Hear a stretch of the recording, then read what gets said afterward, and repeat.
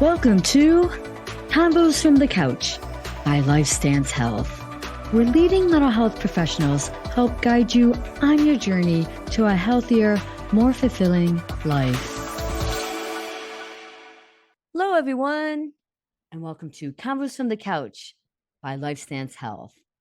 I'm Nicolette Lianza, and on this episode, I'll be talking with Latasha Keltner, a clinician from one of our Lifestance Illinois offices, and we'll be talking about gender bias in the treatment of women's health concerns. So welcome, Latasha. Great to have you on. Hi, Nicolette. Thank you so much for having me. I found several studies that report that women's health conditions tend to be more dismissed or downplayed by medical professionals than for men. So I definitely look forward to this conversation as we discuss the psychological impact of this issue. Absolutely. Yeah. And one of the things I want to add as well is that when we talk about women, we are recognizing as anyone who identifies as female or, of course, a woman. Yeah. So let's kickstart ourselves here, Latasha. Tell us a little bit about yourself. All right. I'm pretty open book. I am a clinician here in Illinois. I got a master's in forensic psych. I thought I was going to work on criminal minds for some reason, but I love what I do. I'm a former police officer, mom of Oh, four. nice. And yeah, I enjoy every day seeing who I can help, how I can help, and pretty much it. Nice. Love that. Love the fact that you used to be a police officer as well. That's Yeah. pretty Lots of cool. fun, lots of learning experience. I probably a good way to put that. Lots of learning experiences for sure.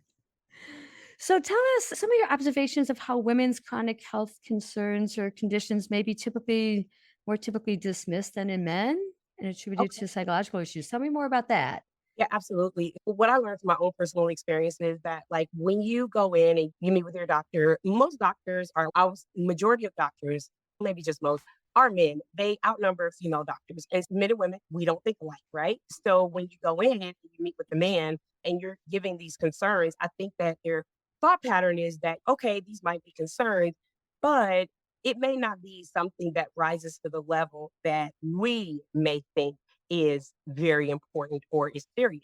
And because they think that way, it hinders some of the process of you really attaining the information or the care that you really need as a woman. And of course, because we know women's health, especially here in the US, um, is disproportionately less than what it should be. I'll put it that way. I And see you're trying to tiptoe around saying it that's it. We know that. yeah, We definitely know that. absolutely. And as we dig in a little deeper, let's talk about more specifically how this affects women of color. Tell me more Yeah. about that. So there's gender bias, right? Yep. You have more male doctors and women. There's a pay gap, right? Male doctors make significantly more money than female doctors, about $2 million over the course of their career. And so if you look at, okay, you have these gender biases, and then you add the layer of like a race bias, there are so many like racial biases, especially in medical, where they believe that we can tolerate pain more than I guess my white counterpart. And even when it comes down to equipment, right? There is really, you put it on your finger, it gauges how much oxygen you're moving, and it tells, oh, okay, you're good, 98%, 80%, hope it never gets that low. But for people of color, when they wear those, the device can read it as well because of the melanin in our skin. So the darker you are, Oh, I the didn't know. Wow.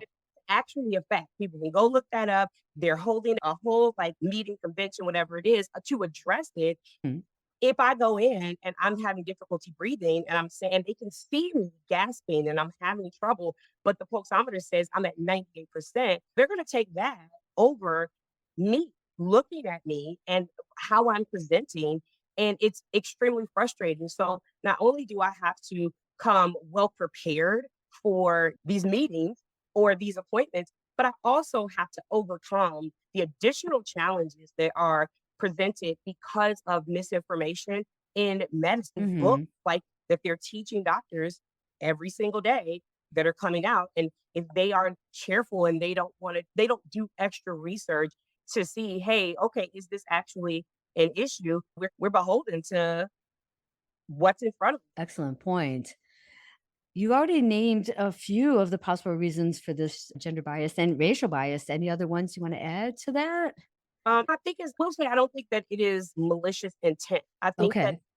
I think it's just a lack of knowledge. I think it is the way our system, the way our government is set up, and its medicine is it's built for a certain thing. They have certain partnerships, and we honestly have to be our own best physician, I mean, Hmm. knowing our body and being able Hmm. to advocate because if not, it's you get lost in the shuffle and it can be very frustrating and very overwhelming. Yeah. Oh, definitely. I agree. So, how can therapists be helpful for women who may have experienced some dismissive attitudes from Yeah. medical professionals? I will say that what from okay, so from my personal experience, what helped me the most was me learning as much as I could about what was concerning me or what I felt my symptoms were, and then advocating for that in a very fact-based way. When I work with my female clients who are having this issue, I say, okay, so unfortunately, what we're going to have to do is we're going to have to remove the emotion Yeah. out of the room because if you go in, it's the first thing that, you're going to be labeled for. You're upset or you're emotional. This is difficult for you. And so maybe you aren't seeing things clearly, right? Mm. Take the emotion out of the room and write things down. Write Oh, yeah. everything down. Ask Mm.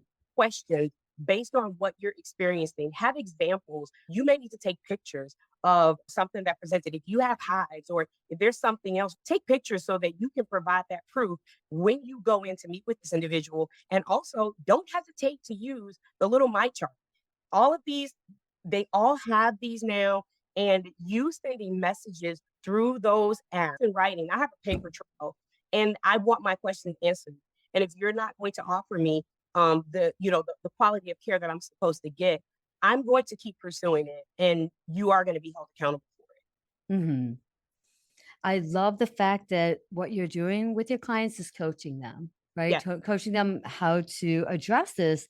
And I think one of the keys is taking the emotion out of it because we're emotional about it. We're feeling yep, we're not being heard. So, of course, the emotion is going to amp up a bit.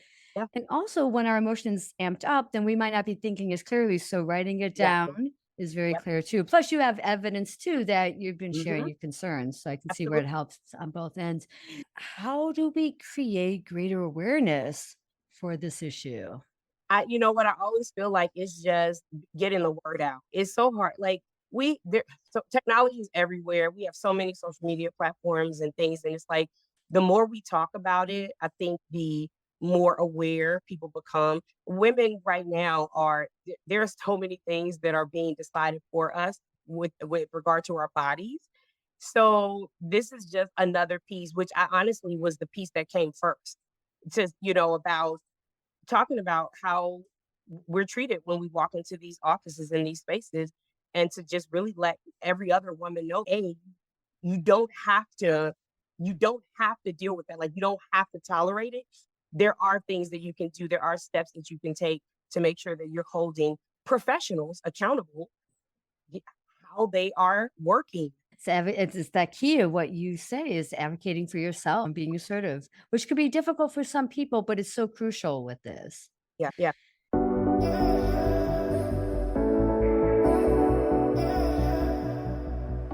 Any other takeaways you'd like to share? Like really just be kind to yourself. Mhm. If you're going through this and you're not getting answers, your quality of life is already greatly depleted in your eyes, and I think it is. So being kind to yourself and just letting other people build you up and pour into you and help you. I was a person that I didn't like a lot of people helping me because I was very independent and my body was strong. And so I felt like I could do all these things. But, when your body is the one that's attacking you and you're not as strong, Right. you need that community. So I would just say, make sure, have a community, let a community of great people Important. surround you and help you through the process so that you can endure what you need to while you're waiting for your healing. Gosh, Latasha, thank you. You are so inspirational. Like you have me hyped. Like, yes, no, I think this is going to be such a helpful episode. Good. I hope so. I'm still going through it. I'm 3 years in and the battle is still waging, but I am healing I've taken a lot of things in my own hands. So I appreciate you allowing me to be on here to talk to anybody else that might be going through this as well.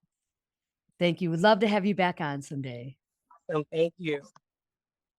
I'd also like to thank the team behind the podcast, Jason Clayton, Juliana Whitten, and Chris Kelman, with a special thanks to Jason Clayton for editing our episodes. Take care, everyone.